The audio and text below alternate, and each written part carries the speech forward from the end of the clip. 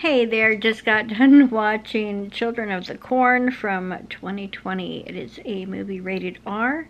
It's a horror movie. It's 1 hour and 33 minutes long, and I will link it below. It says, possessed by a spirit in a dying cornfield, 12-year-old Eden recruits the other children in a small town to rise up and take control.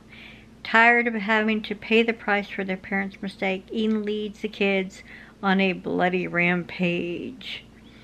This is a new take, or similar but also new, of the Children of the Corn series. I thought they did an okay job with this. Definitely gave more like visuals of the actual entity in the corn, whereas it didn't usually do that in past movies, so I appreciated that. I felt like, you know, it's about time. It's about time. If you're a fan of the Children of the Corn series, this may be right up your alley. I mean, I've seen all of them. I don't know if I would consider myself a fan per se. But yeah, I thought they did an okay job with this. I thought they did a really, really good job with the casting of this movie.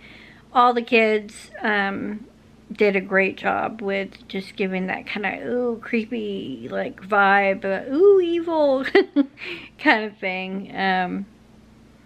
Yeah, I would give it a 3 out of 5 on the star rating.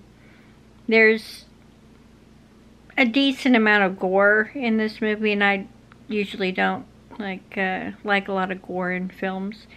But this did have a decent amount of gore, so if gore isn't your thing, I would say that this might be one you might want to skip, because it's pretty often in this one. Yeah, they don't hold back.